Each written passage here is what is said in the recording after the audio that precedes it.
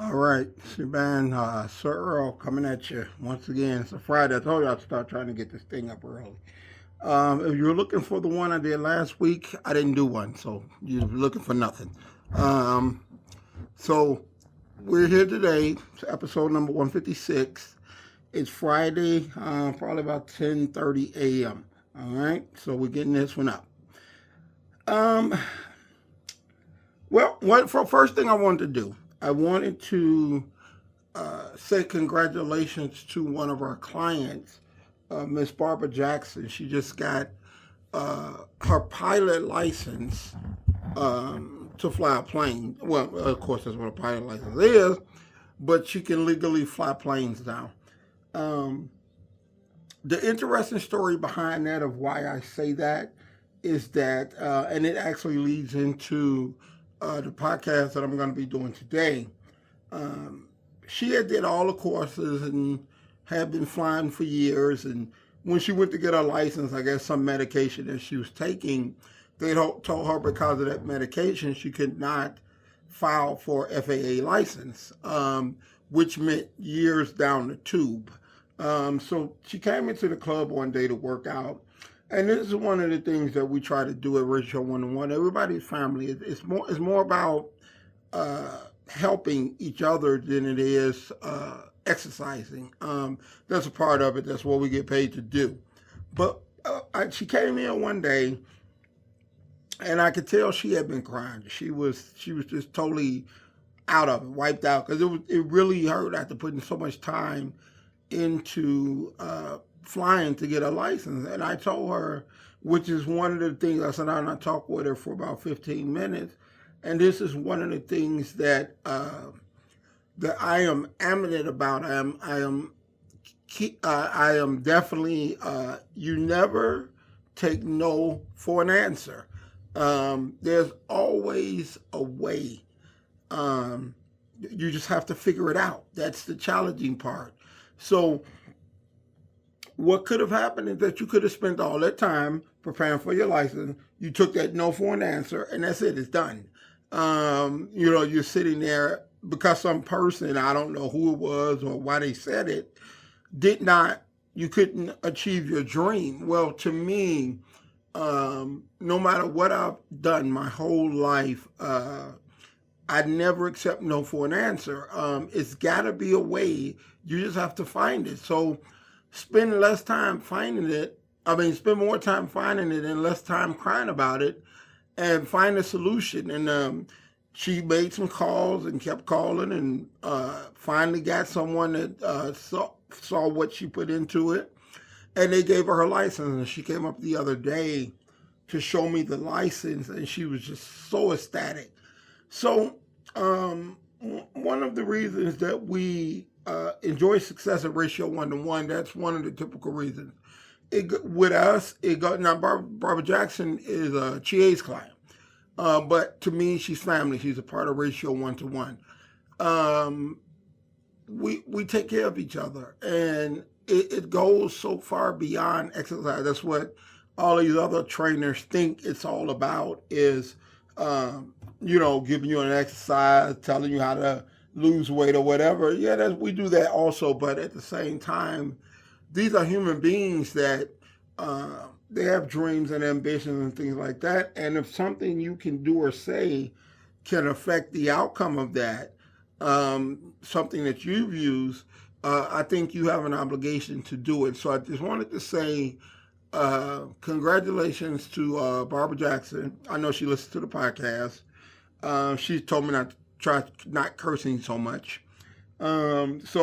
Congratulations for getting your pilot license. And one day I might go flying with you one day. So congratulations again. All right. So that leads into what I want to talk about on this podcast. One of the things that I want to talk about that I'm a firm believer in is that, and I say it all the time, success demands what success demands. There is no negotiating with success. With the steps. Most people are trying to achieve some type of success, whatever that might be, school, a job, promotion, on their own, but whatever it might be, whatever their idea of success is. People are striving for that. Success does not come at you like one big comet out of the sky. It doesn't happen like that. Um, you must build the skill sets and the habits that it takes to be prepared for what it is that you are aiming for. And success demands what success demands. Um, for instance, Barbara did all that and she needed one more step, and that was to find a person that would tell her yes. So it demands, it ain't no negotiating. Now, if you stop, that's it, it's gone. Success demands what it demands. You can't you can't go to school uh, on to get a 4 year scholarship and say, I think I'm only do 2 years and get my 4 year scholarship. It doesn't work like that.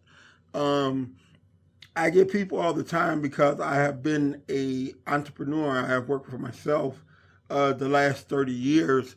So you get a lot of people. I've probably advised on a conservative note about 20 people on what it would take to be a trainer or owner or open a gym or whatever. And out of that 20, 19 have went under that within 2 years. So there's a process to it, and I always believe it is to develop the habits that will allow you to be successful when success comes knocking at your door. It's a lot more to running a business than getting a facility and putting in some equipment and unlocking the door and hope for the best. I mean, it's just a certain mindset, certain criteria, certain habits. Most people, they just want success. They don't want to work for it. They want to just to come. Like a lottery winner. Why do you think lottery winners, when they get lucky and hit the lottery, they're broke within 5 years, just like NBA players, just like athletes, professional athletes. You've never developed the habits that would keep you producing money. You just got money, and now you're have to take care of it, and it's extremely difficult. So, um, uh, what's up, Steve? Um, my buddy Steve, Chicago's finest. Been knowing Steve a long time. Um, so the first thing that you must do to develop success is develop habits. Um, Habits of winners is very different than habits from losers. Trust me on that one. It's like your habits, they transform your life. I look at people, they have habits of taking vacations, buying Jordans, and blowing money. You're never going to get rich that way. Rich people or successful people, they have different habits. If you're in school, and I didn't go to college, so if you're in school and one person doesn't do homework and they go out and party all the time, chances are you're not going to finish with A's. So your rituals and habits. My two daughters went to college and they partied their ass off, but yet they took care of their homework first, which is what we always preach to them. So success requires certain habits. Success requires what success requires. It's nothing you can negotiate.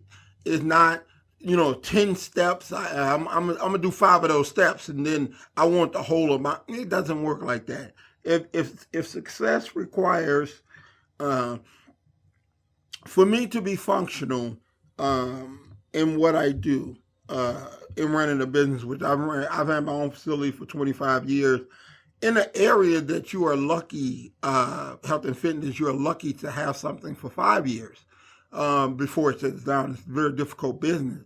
I've managed to have mine for 25 years. I've managed to work in this industry for myself for 30. Okay. I get up, I meditate, I pray, I read, I do a lot of different things to formulate my mind. That's part of the reason that I'm able to come into work and function on a level that gets me through hard times. That's what it demanded from me. Now, what it may demand for somebody else, it will probably be different. But here's a clue. If you ain't getting out of life what you want, chances are you don't have the habits to attract the things that you think you want. I don't know how people have a business and they're always on vacation. Your business is never the same when you're not there. So my sacrifice is to be a part of my business as much as I can, not necessarily physically always being here, but thinking, writing, implementing new things, always progressing. I remember a famous quote that was said by Wayne Gretzky, who was the great hockey player. Um, and he said the person that was interviewing asked him, why do they call you the great one? I mean, you're not the biggest, you're not the strongest, you're not the fastest. He said, the only difference that I see, all the other players skate where the puck is at. I skate to where the puck is going. So I listened to that and I took that to heart. And one of the things that I did when I opened up my studio 25 years ago, there was maybe one other studio existing. So I felt personal training would be the future of fitness. And luckily it worked out that way, and we've been able to. We're actually just getting started. To me, we're just going on the upswing, but we've done okay for a long time. And when I started, there was no use of the internet. So now we have a lot of things, a lot of online sales and stuff like that, of clothing that we do, supplements that we do. It wasn't a part of it. You couldn't do that in the beginning because it wasn't a part of it. They didn't have the internet. So I know a lot of people that are in the industry, they don't do that. They say, oh, I don't know nothing about the internet stuff and the social media and all this and all that. I skate where the puck is going. You know what I mean?